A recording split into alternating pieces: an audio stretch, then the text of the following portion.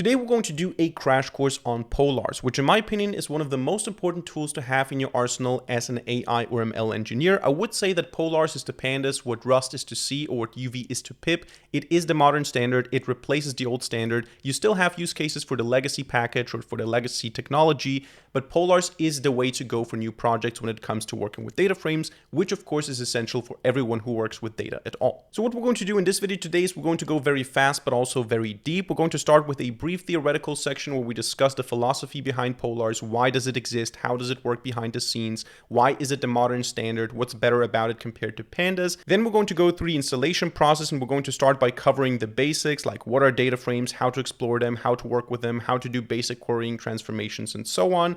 After that, we'll go deeper into the more technical aspects of polars like query planning, the lazy API, and streaming, which is super interesting. And finally, we'll also see one or two examples for where pandas might actually still be the more convenient choice. Now, for this video today, you don't need to know pandas at all. It's not a prerequisite. I will make some comparisons, so maybe you don't understand them if you have not worked with pandas before, but you can definitely learn polars as a standalone package. You don't need any relationship with pandas before that. However, I do expect you to be fluent in Python, so I'm not going to explain basic things like data types, lambda expressions, and so on. But if you don't know anything about data science, if you don't know anything about data frames, pandas, or polars, that's not a problem. We're going to start from scratch. So today we're going to learn a lot. If you like this video and if you get value out of it, let me know by hitting a like button and subscribing. And now let us get right into it.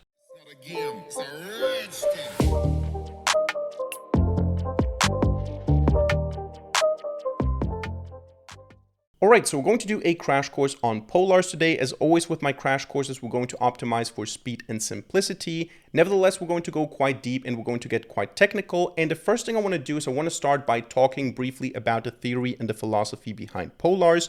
You can read about all of this in the user guide if you're interested. You can see the key features and the philosophy. I'm just going to summarize this briefly. If you don't care about this, feel free to skip ahead to the installation and the coding section.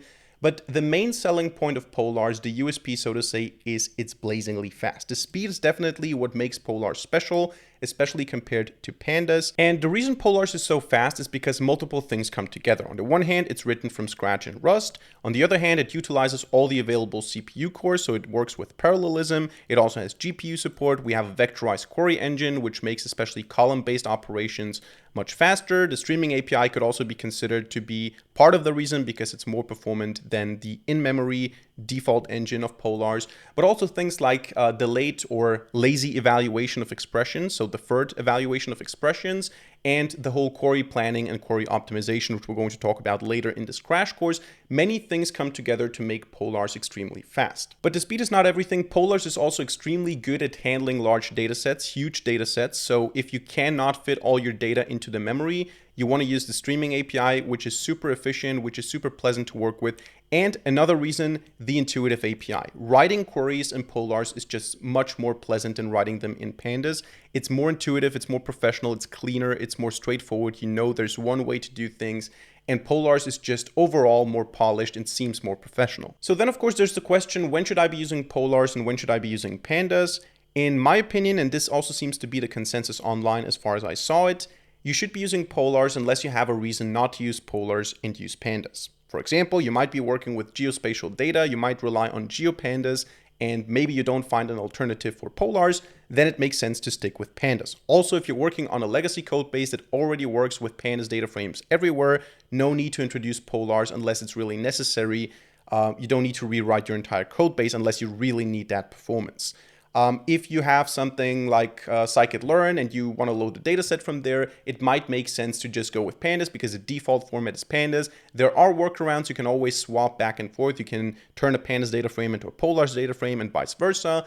But for the most part, using pandas is a matter of legacy code, a matter of dependencies, other packages depending on pandas, or certain ecosystem things like packages like GeoPandas existing for pandas and not for polars. Besides that, I would say polars is almost always the better choice. I will show you one or two examples in the end where pandas can make more sense, especially when it comes to visualization. Pandas is just, in my opinion, more convenient to work with.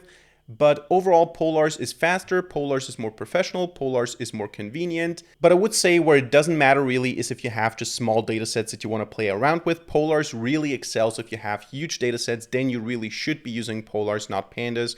But overall, it's a matter of choice. If you need the speed, if you need the performance, or if you have huge data sets, I would go with Polars over Pandas almost always. And by the way, if you're confused because you don't know what a data frame is, you don't know what Pandas is, you don't know what Polars is, don't sweat it. I'm going to explain everything from scratch. We're going to start with the installation now. So we can go here to installation. They're using pip here for whatever reason. I'm going to go with UV. You can feel free to use pip if you want to. You just need to get the package Polars onto your system.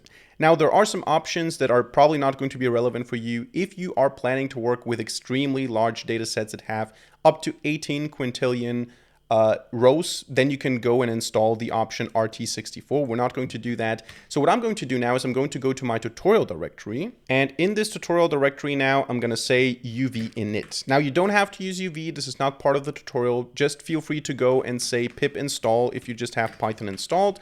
I'm going to go with UV because, as I said, UV is to pip what Polars is to Pandas. It's just a modern way to work with packages. So I'm going to say UV init and I'm going to say UV add instead of pip install, and we're going to install Polars now. Now, in addition to Polars, I also want to use JupyterLab, which is going to allow me to run interactive Python notebooks in the browser, so we can run cell by cell, not always the full Python script. So I'm going to say UV add JupyterLab like this, all written together. And then I'm going to say UV run Jupyter space lab. And if you're using pip install, you do pip install JupyterLab and then just JupyterLab without UV run. This is then going to start the instance of the development environment and open it up in the browser. So I'm going to move the terminal here to my second screen and I'm going to open up a new notebook. For those of you who have never worked with a notebook before, with an interactive Python notebook before, the general idea is you can run individual cells. So I can say here A is equal to 10. I can say A plus equals 10, and then I can say A down here to print it. Then I can run this again. I can print it again. I can also copy it down here. It doesn't matter in which order I run these. Every cell individually works for itself. Of course, they're all connected. They have the same runtime. So if I define A here, I can use it here. But the idea is I don't have to run the full script from top to bottom, which of course works because Python is an interpreted language. So let us get started with the import. How do we import Polars? The convention is that you say import Polars, and the alias that everybody gives Polars is PL. So for Pandas, it's PD. For Polars, it's PL. And then we can start with the two essential data types that Polars has to offer. Polars, similar to Pandas, has the series and the data frame. And you can think of the series to be like a list essentially, and the data frame like a table, and every column in the data frame is also a series. So the idea is if I say S is equal to PL series, I can give the series a name, like values, for example, and then I can provide values, 1, 2, 3, 4, 5, for example. So this would be a series of integers. You can see that there's a data type here, I64, 64-bit integer. Now, this is special about Polars compared to Pandas. You cannot just out of the box mix types without problems. So I can say here 2.2, for example. Now I have 4 integers and 1 floating point number. So if I run this, you will see I get a type error because it tells me that you cannot have a series of integers and a value of float 64. That's not possible. Now you can make this possible if you set strict to false. So if you say you don't want to be that strict about it, what's going to happen is everything is going to be automatically typecasted into a floating point number. However, I can also manually provide the data type to be object, which is going to allow me to keep mixed types. This is possible, but not the way Polars is intended to work out of the box. You can force it by doing this, by saying strict is false and dtype object, and you have integer here, float here, and so on. I can also add a string if I want to, but the default case is if you don't provide anything else, you're going to have the same data type, it's strictly typed, and if you provide strict as false, it's still going to have the same data type, it's just going to automatically typecast. So if I add here, for example, the string hello, you're going to see that everything is going to end up being a string, but if I say data type is equal to object, then it's going to allow me to mix the types, as you can see. So that's a series. A series is just a column full of values. A data frame now is a table. So a data frame contains multiple series. I can say PL data frame, and in this data frame, I can pass a dictionary, for example, and a couple of values. So I can say, for example, I have a column names or name, and I can say Alice, Bob, Charlie, and then let's add 2 more. Let's say Daniel and Ethan, A, B, C, D, E. And then I can provide other values too. So I can say, for example, that there's a birth date, and the birth date should be a date object. So let's go and import datetime as DT. And now I can say that every one of them has a birthday, DT date. We should start with the year. So let's go with 1999, May 10th, for example. And then we can say DT dates and all the other dates. Same principle, just year, month, day. And then we can go and say, for example, every person has a weight. Let's say the weight is in kilograms. We're going to say 84.2 kilograms. Then we can say 92.1 kilograms. Then we can say 66.2 kilograms, 76.3 kilograms, and 76.5 kilograms, for example. And finally, we can say that we also have height, and height should be integers. Let's say in centimeters, we have Alice being 184, we have Bob being 192, we have Charlie being 165, we have Daniel being 172, and let's say Ethan is 165. Not sure if these are coherent values, but that would be a data frame. We have now a bunch of values that belong together. Alice is born on this date, has this weight and this height. Bob is born here, has this weight and this height. So all of them belong together. And if I just run this now and I show this just by typing df, you can see that this is a table like you know it from databases or from Excel sheets. That is what we call a data frame. And you can see that for each column here, for each series, we have a data type: string, date, float 64, integer 64. Now for this crash course, I want to start by showing you how you can play around with data frames, how you can work with them. And one thing that you can do is you can just print the first couple of rows. In this case, we only have 5 rows. This makes sense when you have a lot of data, but you can say df.head and you can pass a number here to get the first n rows. For example, 2 would give me Alice and Bob. I can do the exact same thing with tail to get the last n rows. So tail 2 would give me Daniel and Ethan. I can also just get a sample. So if I want to see what kind of data do I have there, I can say df sample, give me 3 random rows, and I would get Ethan, Alice, and Bob in this case. I can also say, describe the data frame to me. What does it look like statistically? So if I say df describe, especially for the numerical values, I can see a count, a mean, an average, basically a standard deviation, a minimum value, a maximum value, the different percentiles here. So this is just an overall overview over the package. I can also get a glimpse, which is column-wise. So I can say df glimpse.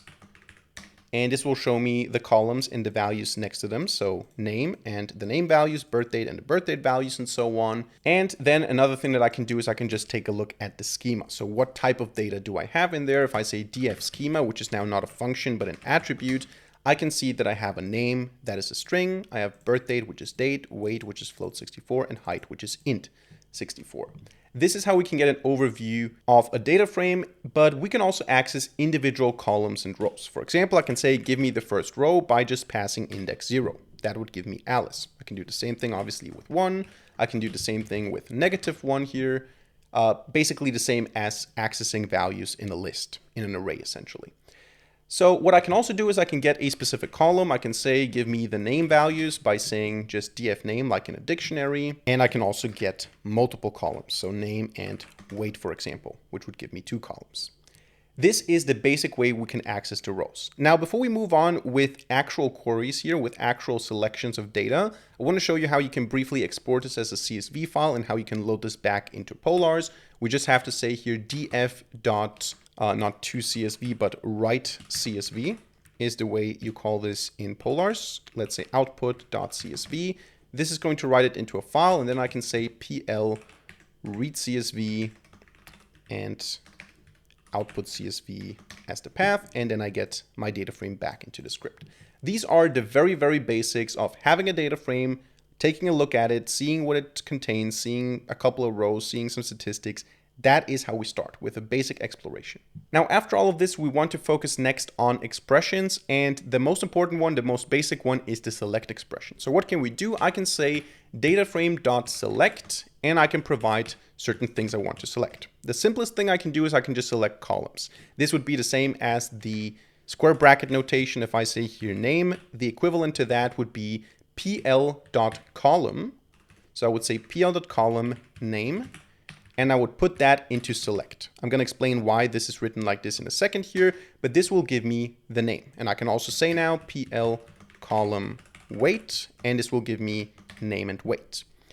The reason it works like this is because these are standalone expressions. I can define them without context. So I can say, for example, that I have a polars expression, let's call it PL expr, and I'm going to say PL column name is what I want to select. That is my expression.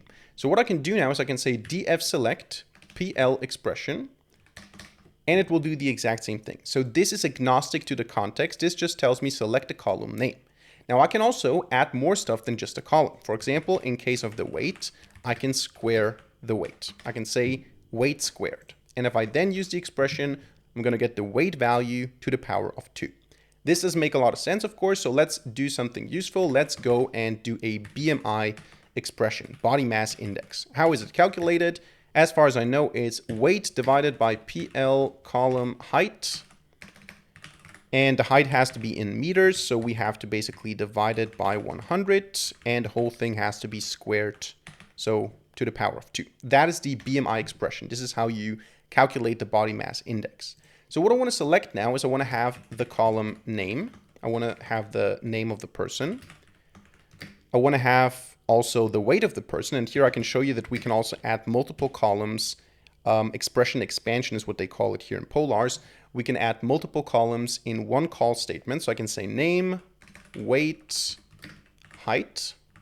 And in addition to that, I also want to have now the BMI expression.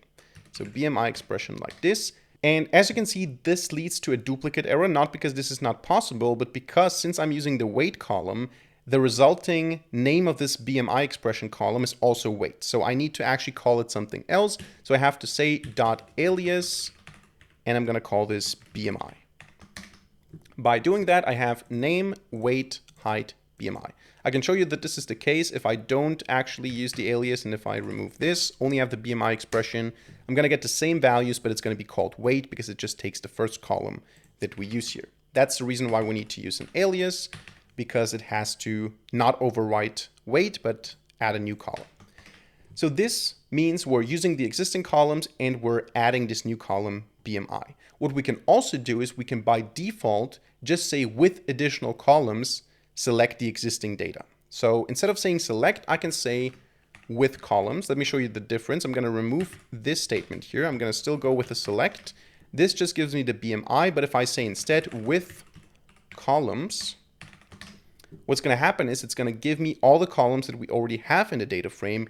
And in addition to that, we're going to also go with the BMI extra. So it adds this column to the existing columns and selects all of it. Now, one fundamental thing that you maybe also care about is how to just select all columns. You can do that by saying df select and then PL all. This would give you all the columns. And with all, you can now also say exclude. So I can say dot exclude. And for example, I can exclude height, which would mean give me all the columns except for height. And now we can talk a little bit more about this expression expansion, because expression expansion just means that I have a statement in my pl.call. So in this function here, I have an expression which then turns into selecting multiple columns. So as we saw, I can just say weight and height manually to select 2 columns. This is possible. We did that already. But I can also do that in a different way. Instead of passing names of columns, I can pass, for example, a data type. I can say PL float 64, which means select all the columns that have the data type 64, float 64. In this case, it's only weight. This brings me now to another thing I want to show you. How do we typecast columns? Let's say I have the height, and I want the height to also be a float 64. I don't want to change the values. They can be 0.0, but I want to have them as float 64. I can do that with a with column statement. So I can say df with columns, and here now I have to cast. So I need to say PL column height, and then dot cast and the data type, which is going to be PL float 64.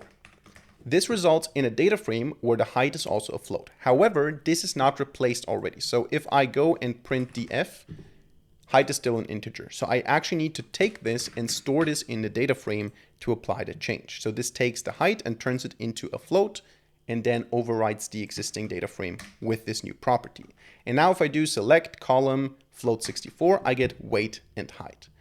Another way to get weight and height is to find something else, maybe a commonality in the name, which would be 8 as the last part of the column name. And we can actually do that too. I can provide a regular expression for pattern matching. I can say, give me the columns that start with something. So start with an arbitrary character arbitrarily many times. This basically means start of the string. This means something. This means as often as you want. And then they have to end with 8. And then there has to be the end, which is $. If I do that, I also get the columns that end with weight, or 8, sorry. So weight and height. So we use select and with columns to just select all of the data. How do we actually apply filters? How do I say that I'm only interested in the rows where the height of the person has a certain minimum height, for example? I can do that using a filter. So I can say df.filter.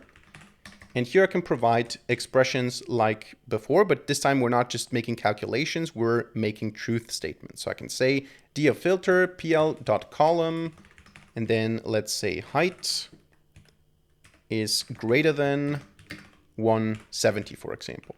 That is a condition, and by passing this condition in the context of a filter, this produces a selection. This produces a filtering. So I only get now the rows where the height is above that threshold. If I do select instead, what's going to happen is I'm going to get the truth values. So in the context of a select statement or in the context of a with column statement, this is just going to return the value. In the context of a filter, this expression filters actually. So this becomes now a condition for filtering it. And if I now want to take this filtered set and still do a select, I can do that by saying .select, for example. And here I can do whatever I want to. I can do the BMI expression again, like this. And then I get the BMI, which is now weight again. So I need to say alias. In this case, I don't need to, but I want to, BMI. And now I have the BMI for only the people that have a height above 170. So this is a combination of filtering and selecting. Now let's remove the select for a second again, because I want to show you something else. How can we combine filters? Now I say only I want to have a height above 170. What I can also do is I want to have a weight below, let's say 90. So I want to exclude this row here, Bob. Then I can just say comma, and I can say PL column weight has to be less than 90. In this case, now I only get 2 rows. And again, I can apply the select statement if I want to.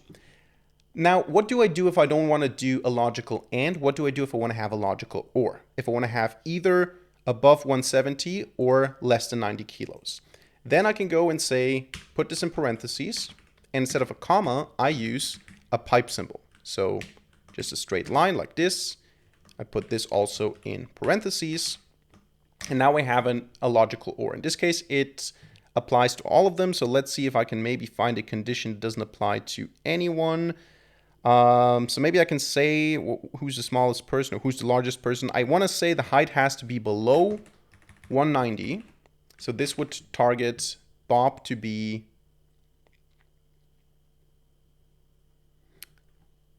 or actually let's go with 180 because I need 2 rows that are affected by this. So those 2 would actually lose the filter, so it would not be part of the filtered set. But I want to have an or condition, which in this case, let's say, is the weight has to be less than 90. In this case, Alice would still end up in the filtered set because the weight is less than 90. But Bob is above 90 kilos and also above 180. So Bob would not be part of the final set.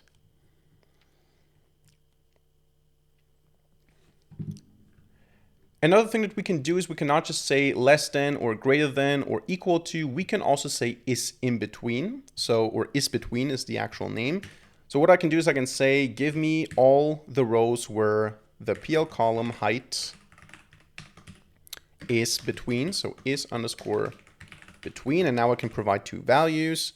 Let's go with has to be between 164 and 166. In this case, I only get Charlie and Ethan, because they have 165. Next, let us talk about grouping and aggregation. For this, I'm going to engineer an additional feature so we have something that multiple of them have in common. Because right now I think that this height is the only thing that appears twice. So what I want to do is I want to calculate the decade of the people. And maybe actually for this, let me adjust the values a little bit because I want to have also, Let's say this is 72, not 52. Let's run all of this again. And at the bottom now, I want to say that I want to calculate. So df with columns is what I'm going to use here. I want to calculate the birth decade. How do I do that? I just have to say, give me the birth date. So PL column birth date. And this is now also going to teach you something else. Since this is a date column, I want to access date specific functions. I can do that by saying .dt to treat this as a date object. And then I can say dot, for example, year to get the year. Now the year is just a year. And of course, since I didn't give it an alias, it overrode the birth date. So if you want to just get the year, you can say here, let's just call it year because we're going to replace it in a second.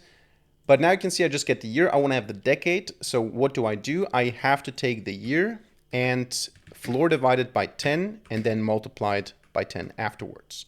And that whole thing can have an alias, and that's going to be the decade. So birth decade is going to be the column name. This is what I get here, 1990s, 1970s, 1980s. And then I have to say df is equal to df with columns to get it into the actual data frame, to persist it, so to say. Now with this, I can group. So I can say that these two shall be treated together as one group. And these two also shall be one group. And Daniel is alone because he's the only one born in 1980. How do I do that? I can say df group by, and then I need to provide a column that I want to group based on or group by. So I can say PL column birth decade. By the way, if you don't want to persist this, you can also not assign back to df. You can just take this and you can put it here. So here, in this case, like this. And you can just continue with a group by statement. So it would be possible to just go like this, to just say dot group by, like that. And we can actually do that. Let me go back up and do this. And then we also need to do the typecasting again to have everything as it was. But now I can just go and keep the data frame as it is. So we don't have the birth decade here, but I still can work with it in this context. So I can create it just for this grouping mechanism if I want to. Now, if I run this, I get a group by object, so I cannot really work with that because, of course, I need to decide what happens with the different fields when it's grouped. So I have, of course, Alice and Bob being born in the 90s. What do I do with their values? And for this, I can say dot aggregate, so dot agg, and I can decide what happens with the various columns. For example, I can say PL column weight. I want to get the mean weight per decade. By doing that, I get the decade and the mean weight. And I can also give it an alias if I want to, and I can call this average weight. Another way, by the way, to give this alias is to use a prefix. So I can say dot mean and then dot name prefix average underscore. Or I'm not even sure if I need the underscore. Yeah, actually, I actually do need the underscore. But that would give weight an average prefix. And I can do the same thing also with the height.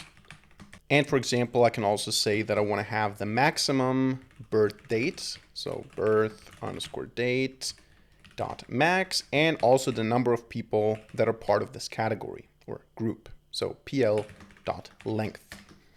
So now I get the maximum date that I get from this data set per decade. I get the average weight, the average height, and I also get the amount of people in that group. And if I want to, I can also continue to sort, for example. So we can add these dot operations one after the other. So I can chain them. I can say dot sort, and then I can just provide PL dot column. And let's say I want to sort by birth decade. Like this. Then I get 1970, 1980, 1990.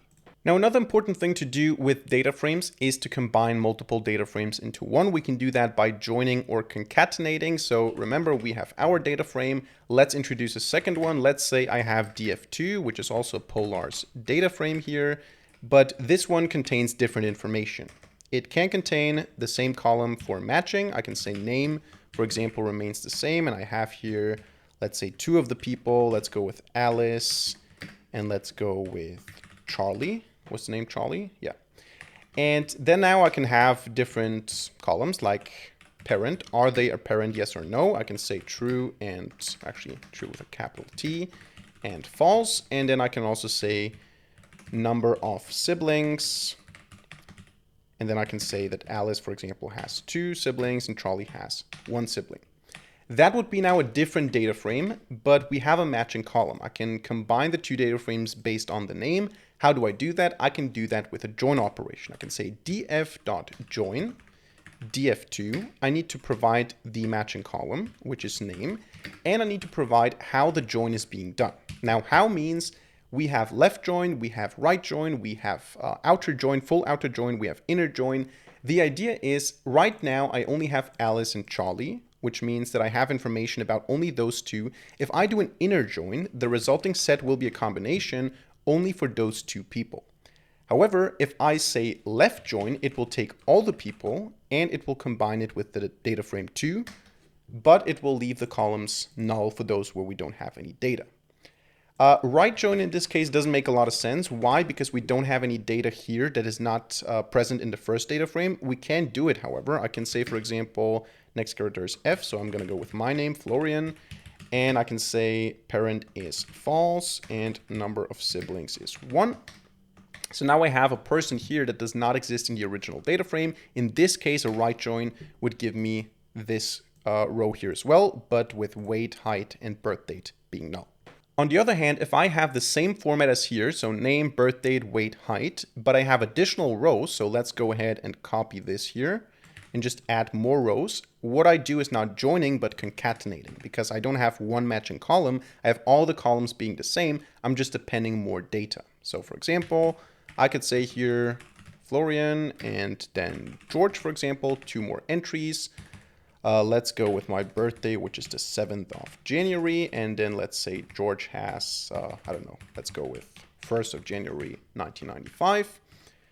That is the list. Then the weight could be about right. Let's go here with, let's go with 84.0, 92.0, and height is 189 and whatever, 190.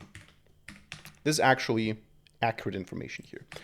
So I can call this df3, and to combine df1 or df and df3 now, what I do is I do concatenation. So I say pl.concat, and I provide here the list of data frame 1, or again, just data frame and data frame 3. And then the how here is not a column or not left, right, or inner. We just say vertical because we're stacking the rows vertically. And in this case, I made a mistake. It cannot stack the column height because I'm using integers here. I need to provide these values as floats. So 0.0, 0.0. Then it will work, and I have all the data in one data frame. Next, I want to show you how you can apply your own custom functions. This is something that is discouraged, so you should not be doing that because the Polars API is always more efficient and faster. But sometimes maybe there's something that you cannot express in terms of the Polars API. You have to write your own function. In this case, I'm going to use an example where this is not the case, but I just want to show it for the sake of explaining the concept. But we can apply our own functions. In Pandas, this would be .apply, if you know Pandas. Here we use map elements. So let's show our data frame again. We see our 5 rows. And if I now say df with columns, and let's say a simple expression in the Polars API would be pl column and then weight to the power of 2. That would be the proper way to do that. But what I can also do, and again, this is only useful if you have complex expressions that you cannot model in terms of the Polars API, you can say pl column, let's go with height, for example. And then you can say .map elements, and you can provide a function, for example, also an anonymous function, a lambda expression, lambda x, and then you can say x to the power of 2. And then we can give it an alias, which would be height squared. And maybe we should do that here as well. So I can wrap this in parentheses, alias, and weight squared.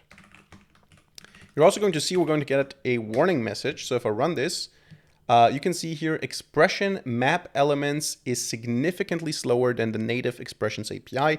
Only use if you absolutely cannot implement your logic. Otherwise, replace this expression, and it gives me my expression here, with this one instead. It tells me exactly what I need to do. This probably works because it's a simple expression, but you get the idea. Don't use this. This is much, much slower, but you can use this if you need to. And in this case, it just squared the number.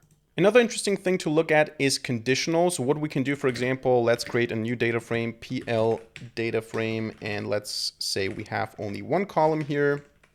There's going to be values, and values is just a list of integers, 1, 2, 3, 4, 5. And we can do something like the Collatz conjecture, the next element in the series. So the Collatz conjecture is basically if the number, let me add to this comment here, if the number is even, we divide it by 2. Otherwise, we do 3 times the number plus 1. And eventually, all of them terminate at the same point, which is, I think, 1. Was it 1 or 0? Not sure. I think 1. And that's the idea. So how can we do that? To see for each of these numbers the next step, we can do that also with the Polars API. I can say df select. Actually, let's do with columns so that we can also see the original column. And now I can say PL when, and I can provide a condition. So if the column values, if the value in this column modulo 2 is equal to 0, so if the number is even, what we do, I can say dot then PL column values will be floor divided by 2 dot otherwise, we can say PL column values will be taken times 3 plus 1. And then I can say the alias for that is next Collatz, like this. That is a very simple example, not a very useful one, but the idea is I can have a condition. I can say, if this is true, do this, otherwise do that. And this is how you express this in Polars. And I think you can already see that this is much, much more convenient than doing it in Pandas, if you know Pandas, because in Pandas, this is all very messy and I would say also just not a clean API, not very professional. And in Polars, it's just clean, straightforward. You know what you're doing. And it's easy to read and easy to write. Now let us talk about 2 special values that we might encounter when working with data frames. One of them is called null, which means basically there's nothing there, it's empty. And one is not a number, which literally means it's not a number. It can be infinity, it can be the result of dividing by 0. You can create a nan value by saying float nan, like this. But we're going to create now a data frame with some nan values. So I'm going to say here pl.dataframe. I'm also going to go with values here again, but this time floating point values because we need to use the float typecasting operator. So float nan here, and we want to have just a single type. Then let's go with 4.0. Then here I'm going to say none to say missing value. This is going to result in null, and then 6.0. And of course we need the dictionary curly brackets. Now you can see we have a data frame with the column values, and we have nan and null. And we can target these values for different purposes. One function, for example, that exists is the isNull function, and we can use that with a column. So I can say, give me a Boolean for each row. So I can say select, or actually let's go with columns here again. And I want to have, is this value null or not? So I can say PL column values is null. This will give me a Boolean for that. And I can also give it an alias. Let's call this is null. And then I can do the same thing with is nan, which obviously will do the same thing for the nan value. And now you can see that we target different rows here. This is true for that. This is true for that. And this one is actually null for null because it's not even false. It's just nothing. And oftentimes what we want to do with these values is we want to remove them from the data frame. So what I can do is I can say df drop nans to remove all the nans. And I can do df drop null or nulls to drop all the null values. And of course I can chain them to drop both. So drop nans and drop nulls. And then I can reassign that to the data frame if I want to. Sometimes, however, you don't want to get rid of the entire rows because you have multiple columns. Some values might be null or nan. What you want to do is you want to fill them with certain markers. So for example, I might want to fill all the values that are not a number with 0 and all the values that are null with -1. So I can do that by saying fill nan, and I can provide 0, and then I can say df fill null with -1. So in this case, of course, I can chain them together to have the final result, but you get the idea. Now, next I want to show you how we can drop columns in general. For this, let me again go with a data frame like this. Let me copy that down here. And let's say I want to get rid of the weight. What do? I can say df.drop and then just a column name. So weight, for example. Then this results in a data frame without the weight column. Also, sometimes I might want to rename a column like birth date, for example. Maybe I want to call it birthday. That would be a possibility. So I could say df rename, and I can provide a dictionary that maps birth date to birthday. And then I have a data frame like this. Now, before we move on with the more interesting and advanced stuff, I want to show you a couple of useful functions. So we have a complete picture here. For this, I'm going to import numpy as np. And by the way, you will need to install this. I had to install this manually for this to work, and I had to restart the kernel. So just do uv add numpy or pip install numpy, restart the kernel here, run all the code again, and then you can do that. The reason is I want to create a data frame here with a bunch of random values, with quite a lot of them, to show you something. And let's call them here again, values as a dictionary here. And this time we're going to say here np.random and then rand int. And I want to have a range from 0 to 100,000. And I want to have 100,000 values like this. So this is now a data frame with a lot of numbers. And what I can do is I can get the number of unique values here. So I can say dfn unique to get the amount of unique values. And I can also say length of df to see the total number of values. And these are the unique values. Now, this is easy because we don't have that many values. Oftentimes you will have huge data sets, and it's not really easy to get the number of unique values. So what you can do in this case is you can approximate it if that's enough. So you can say df, and then you can say approximate number unique, which is going to give you an approximation. They say in the documentation what to use. I don't know the exact algorithm, but essentially they're approximating here the number. You can see it's close enough, but not correct. And actually you can see that this is deprecated. So the actual syntax that we should be using is select and then PL column, and in our case values, then approximate and unique. That is the way you should be doing it, as it seems. Now, if we don't just want to get the number, but actually the unique values, we can also say df unique. That is going to give us the unique values here as a series. Or also we can do that here again per column. So I can say select and then PL column values and then apply unique to that. In this case, I will even get a sorted list. So you can see all the unique values in this data frame. And then the last function I want to show you before we move on with the interesting stuff is value counts. If you know Pandas, you already know this function. It basically shows you how many of the individual numbers or values you have. So I can say df.select, and then I can say pl dot column values and then dot value counts. This is going to return a struct, as you can see. So the type here is struct. We have basically two values in one. I can, however, also unnest it. So I can say dot unnest and then values to get these as two columns, to get the value and the count, if I need to work with them. So now we're going to move on to the more interesting and advanced stuff, which is the lazy API of Polars and query planning. This is going to get more technical now, but also more interesting. And for this, we're going to need a data set that we can load as a CSV file. In my case, I'm going to go with the iris data set. You can just get it. If I don't forget it, I will provide a link in the description down below. Otherwise, just Google iris dataset and you will find this UCI website. You can download the zip file into your working directory. In my case, I already did that. You can then navigate to it and unzip the file. So I'm going to open up a terminal, go to my tutorial directory. I'm going to unzip the iris zip file. This creates now iris data, iris names.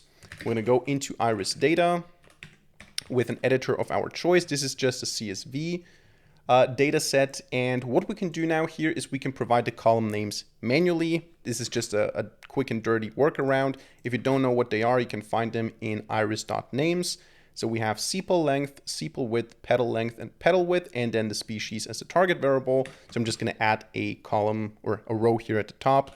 Sepal length, sepal width, then petal length, petal width, and species, like this.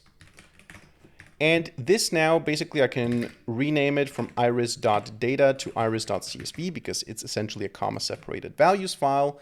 And I can load it easily by saying pl read CSV and then iris.csv. Then you can see I get this as a data frame here. And I see that we're having a null column here. So maybe that is just because we have a last row that is empty. Let's delete that. Let's rerun this. And there you go. We have the data frame.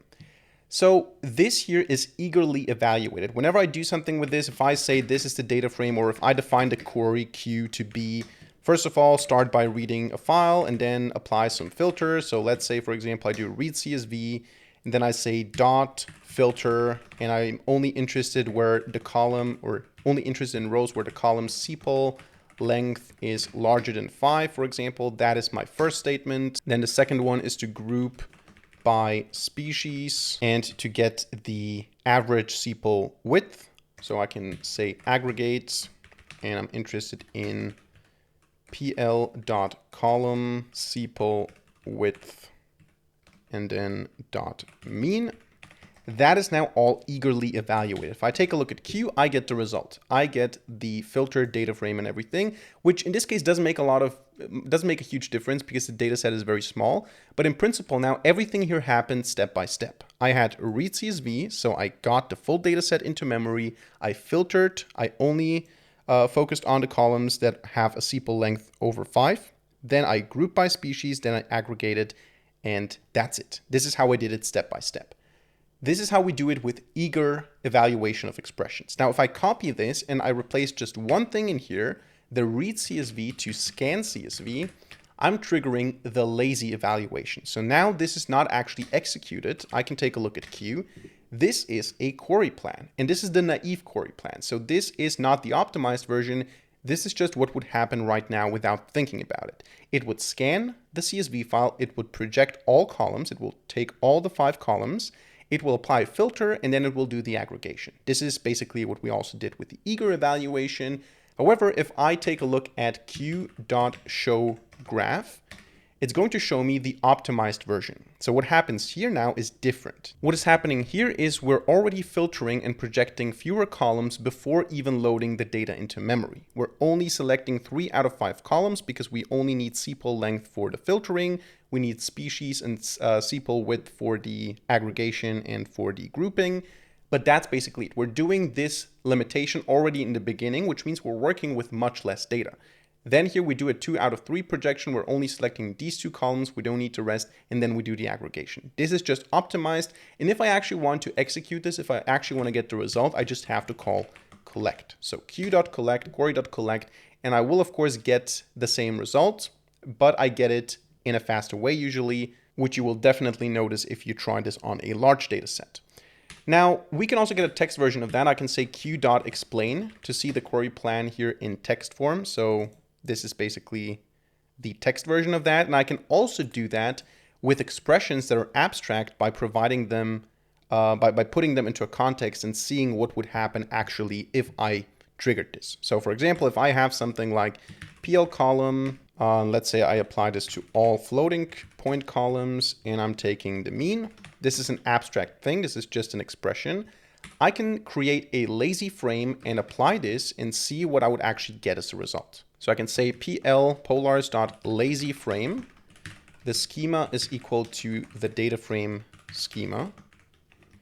And then I could say select this, and I would say explain in the end to see what would actually happen. And in this case, of course, I get nothing because the data frame needs to be loaded as df. So I can say pl read CSV iris.csv, and then I would see what happens if I apply this to this particular data frame. And here I get select. It will be applied to 4 columns. 4 out of 5 columns will be affected by this. It will apply the mean operation to all of them. So this is what the lazy evaluation and query planning is all about. If I don't need the intermediate results, if I don't need the result of what's happening at this particular step, if I just need the end result, it makes sense to use deferred evaluation because it can turn a naive query plan that goes step by step as I have written it to something more optimized where the filtering is happening at the very beginning before the CSV is even loaded. We're not loading the CSV and then filtering, we're filtering what we load. So we're not loading the whole data frame. This is just optimized and much faster, and you really feel the difference if you're working with huge data sets. Speaking of huge data sets, we should talk about streaming and the streaming API of Polars. The idea is that sometimes data sets are so huge that we cannot process them at once in our memory. We cannot fit them into our memory, so we have to process them in chunks or batches. This is exactly what we can do with streaming. The application is super simple. I have a query like this here, so I'm just going to copy this. And to enable streaming, to process this in chunks and in batches, I just have to say queue_collect and engine is equal to streaming. This is all I have to do. Now, we're not going to see a huge difference here because this is a small data set. We're not going to recognize the difference. But first of all, it makes it possible to work with really huge data sets. Second of all, the documentation says that this is also more performant than using the default in-memory engine of Polars. So that is something that you might want to use. Now, since we're not seeing a difference here, I'm going to show you the difference in the graph, because what we can do is we can take the show graph function and we can specify that we're streaming and we want to see the physical plan. So I can say engine is equal to streaming and the plan stage is equal to physical, which means I want to see exactly what is happening on a low level. And this is what would happen here by streaming it. I can also remove streaming. So just physical, this would show me a different plan. But with streaming, I see exactly what's happening here. And you can also see that certain blocks are marked as potentially memory intensive. So here we might need to use more memory, even though we're using the streaming mode. And sometimes, even though in this case now we don't have this in this particular graph, we have to fall back to the in-memory engine. We cannot process this in streaming mode. And we can actually force this artificially by adding certain operations here that are problematic. And I can do that in an artificial way by just defining a lambda expression that unnecessarily blocks streaming. So after the aggregation, I can use a function map batches, which is the same as map elements, but now we're working with batches.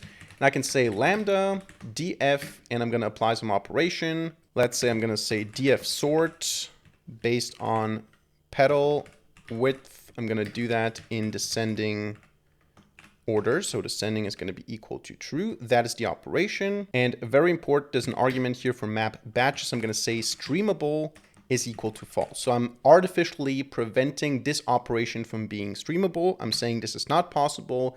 And then afterwards I can do something else. For example, I can say select and then PL column species and PL column sepal width. And I can give it an alias. Just so we have something that is streamable again, I can say width. So with this query now, and I actually seem to have mistyped something. Yeah, actually I want to use sepal width because we only selected this. Now with this query, if I take a look at the graph, we will see that there's a section in memory map opaque Python. This is basically a user-defined function that blocks the streaming mode. So it's not possible to stream this. So what happens is everything else is processed in streaming mode. You can see exactly what is happening here on a physical level, what is being assigned, what is being, like here we have a grouping by Polars temp29. Polars temp29 is the species. We see the selections, we see the filters and everything. But here we have something that cannot be streamed, so it has to be done all in one. And then we continue with the rest, which is just selecting in this case. But this is our non-streamable user-defined function, which now artificially blocks this. Here we need the memory because we're grouping and aggregating. But this is how you can take a look at what's happening behind the scenes. And the streaming mode is very useful when working with huge data sets because it allows us to work through them chunk by chunk. If I may for a second, I would like to plug myself in as the sponsor of my own video. If you go to my website, neural9.com, you will find a tab services and a tab tutoring. Here you can hire me for all sorts of stuff like data science, machine learning, web development. If you need help with something in a project, here you can book me for one-on-one tutoring if you want me to teach you personally something that you don't understand. If you like my teaching style, on both pages at the bottom, you can contact me via mail and also via LinkedIn. Just wanted to let you know about this. Now, another thing that we can do is we can run all of this on a GPU. This is actually quite simple. I can just copy the entire thing here, and I just have to replace the engine from being streaming to being GPU. Now, this is not going to work if I run this right now because you can see it requires a package QDF Polars Q12. I can install this package, but I need to make sure that it's compatible. So if I just try to install it, it will fail because it needs an older Polars version. So maybe at the time you're watching this, you have to use different version numbers. Just try to install QDF Polars. In my case, what I'm going to do is I'm going to say uv-add QDF Polars Q12, and it will fail because it will tell me that it's not compatible with my Polars installation, with my Polars version. So I have to say uv-add, and then in quotation marks, Polars less than 1.40. So it's going to downgrade to 1.39. And then I can say at the QDF Polars, that is compatible now. Then I have to restart the kernel. I can run basically the entire thing from top to bottom here if I want to. And then the magic is going to happen in the last cell. Now it used the GPU to do that. So last but not least, I want to talk about visualization, and I'm going to also use this as a transition to the final point, which is when should you be using Pandas over Polars? Because I would say that sometimes it makes sense. I would say that visualization is one of those cases, not necessarily always, but it's, in my opinion, just more convenient to do data visualization, especially for exploration with Pandas than with Polars, but this might just be a matter of preference. What you can do with Polars is you can say df.plot and then a function, or to be precise, you can do that on a feature. So I can say df pedal width dot plot dot scatter, and this will give me a scatter plot. By the way, the first time you run this, probably you have to install altair is the package. So you can go to your tutorial directory, either pip install or uv-add altair, and then you have to restart your kernel. I already did that here behind the scenes. And it allows you to do visualizations like this. You can do a scatter plot and everything, but it's not as convenient as in Pandas where you can just say df histogram and that's it, or df plot, and you get all the different features plotted. You have to do more stuff manually. You are not using matplotlib here. You can, of course, use matplotlib. So for this, you need to go again and install the package. Let's go install matplotlib and also install pandas as a comparison. And also want to show you an example with scikit-learn. So we're going to install all these three packages. But basically, if I take this data frame now and I turn this into a pandas data frame, which I can easily do with Polar, so I can just say df2, and then I can transform this into a pandas data frame, and I can say pd df is equal to df2 pandas. Now this actually requires one more package, which is pyarrow. So I need to say uv-add pyarrow as well. But this is all small stuff. We can do that. Again, requires me to restart the kernel every time. But I can do that. I get a pandas data frame here. And with a pandas data frame, I can just go and say .histogram, for example. This is super convenient, and it's not possible with Polars, at least as far as I know. We can also do just .plot. This is not possible. I mean, in this case, I don't know if that makes a lot of sense, but you get the idea. We can just conveniently plot stuff with Pandas. It's not that easy with Polars. You can use matplotlib with Polars, but the example would look something like this. Let me copy paste this because I don't want to type this out. You can use matplotlib and you can use the Polars data frames without problems, but you have to do it manually. You have to import pyplot as PLT. You have to provide all the values. You don't have a convenient .hist function, for example. But yeah, this is not the most important point. You can just not care about this if you don't care about this. But this happens oftentimes when you work with packages, also with scikit-learn, for example. Let's say I wanted to load the iris data frame or the iris dataset as a data frame from scikit-learn. It would give me a pandas data frame. So I would have to say from scikit-learn datasets, no autocompletion here, okay, load iris.